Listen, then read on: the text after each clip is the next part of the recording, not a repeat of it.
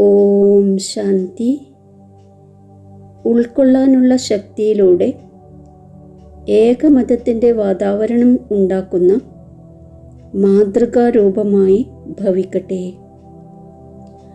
ആരാണോ ഒരേപോലെയുള്ള മണികൾ, ഒന്നിൻ്റെ തന്നെ സ്നേഹത്തിലും ഏകരസസ്ഥിതിയിലും സ്ഥിതി ചെയ്യുന്നവർ, ഒരാളുടെ തന്നെ ശ്രേഷ്ഠ മതത്തിലൂടെ നടക്കുന്നവർ, പരസ്പരം സങ്കല്പങ്ങളിൽ പോലും ഏകതയുള്ളവർ, അവർ തന്നെയാണ് മാലയിൽ കോർക്കപ്പെടുന്നവർ.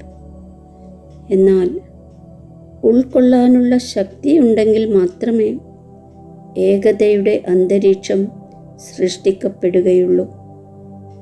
അഥവാ ഏതെങ്കിലും കാര്യത്തിൽ ഭിന്നത ഉണ്ടായാൽ ആ ഭിന്നതയെ ഉൾക്കൊള്ളുക. അപ്പോൾ പരസ്പരം ഏകതയിലൂടെ സമീപം വന്നു ചേരും. കൂടാതെ സർവരുടെയും മുന്നിൽ മാതൃകാരൂപമായി മാറും. ഓം ശാന്തി.